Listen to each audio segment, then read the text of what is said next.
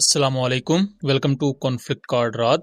China में होने वाले एक सिक्योरिटी इवेंट के मौका पर कुछ नई स्लाइड्स दिखाई गई हैं। चाइना के PL-16 next generation air to air missile की एक्सक्लूसिव डिटेल्स रिवील की गई हैं। ये डिटेल्स हैं क्या और इनमें क्या नई चीजें हमें देखने को मिलती हैं, क्या नई टेक्नोलॉजीज चाइना यूज कर रहा है, उसको डिटेल से समझेंगे। इस वक्त आप अपनी स्क्रीन पर ये विजुअल्स देख सकते हैं जो उस इवेंट से ही लिए गए हैं। यहाँ मेन स्क्रीन पर बेसिकली चाइना ने अपनी BVR मिसाइल्स की डेवलपमेंट की पूरी जर्नी को दिखाया है। किस तरह चाइना ने सबसे पहले PL-11 BVR मिसाइल को डेवलप किया, जो कि first generation active radar BVR missile था जो कि first generation semi active radar guided BVR missile था और मैक्सिमम इसकी रेंज 60 किलोमीटर से कुछ ज्यादा थी। फिर उसके बाद सेकंड जनरेशन में इनका आया PL-12, जिसे हम SD-10 भी कहते हैं। पाकिस्तान एयरफोर्स के GF-17 थंडर्स पर ये यूज होते हैं और इसकी मैक्सिमम रेंज 70 से 100 किलोमीटर तक क्लेम की गई है।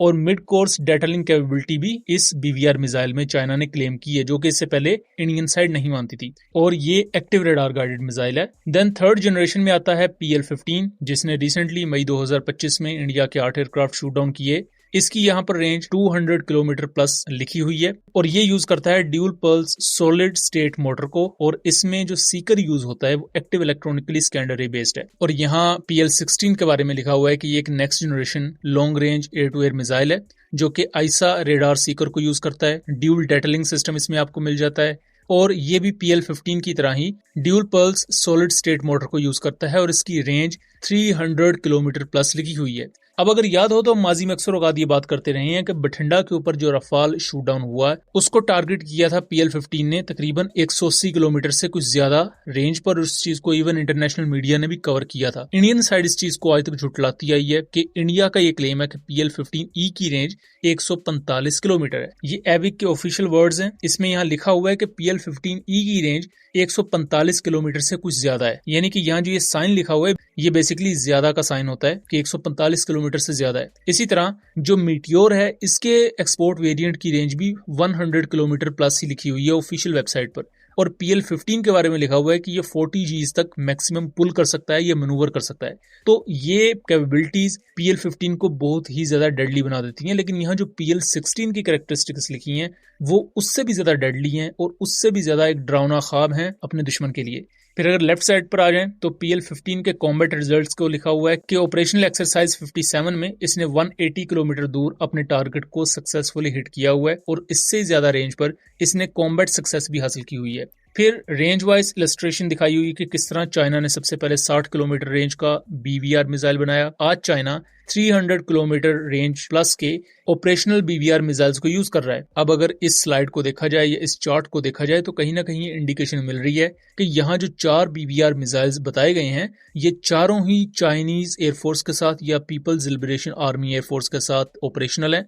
और PL-16 को यहाँ ऑपरेशनल दिखाया जाना ये बहुत बड़ा हिंट है पाकिस्तान एयरफोर्स की तरफ भी, बिकॉज पाकिस्तान भी चाइना के नेक्स्ट जनरेशन एयरक्राफ्ट यूज कर रहा है और कुछ को वो बहुत जल्द एक्वायर करने जा रहा है। मैं यहाँ बात कर रहा हूँ ऑपरेशनल J-10Cs की और फ्यूचर में आने वाले J-35 स्टेल्थ एयरक्राफ्ट की। PL-16 वर्सेस PL-15 की परफॉर्मेंस अपग्रेड में लिखा गया है कि PL-15 के मुकाबले में 50% ज्यादा कॉम्बैट इफेक्टिवनेस PL-16 ने अचीव की है। फिर ग्रेटर स्ट्राइक रेंज आपको मिलती है। एंटी जैमिंग कैपेबिलिटी इसकी PL-15 से भी स्ट्रॉन्ग है, इवन दो कि PL-15 की अपनी anti jamming capability electronic warfare systems इसके बहुत ही ज्यादा रिमार्केबल और इम्प्रेसिव हैं। इसके साथ साथ सर्वाइवेबिलिटी काउंटर मेजर सिस्टम्स के अगेंस्ट PL-16 की PL-15 से भी ज्यादा बेहतर बनाई गई है। अब काउंटर मेजर सिस्टम्स इस वक्त सिर्फ चाफ और फ्लेयर्स ही नहीं होते, बल्कि जो मॉडर्न एयरक्राफ्ट हैं ये डिकॉयज को भी यूज करते हैं। और डिकॉय बेसिकली क्या होता है कि ये एयरक्राफ्ट के साथ ही एक वायर के थ्रू अटैच होता है और ये अपने इर्द गिर्द इलेक्ट्रोमैग्नेटिक एक स्पेक्ट्रम क्रिएट करता है, जिसकी वजह से आने वाले मिसाइल को ये एक छोटा सा टॉट डिकॉय भी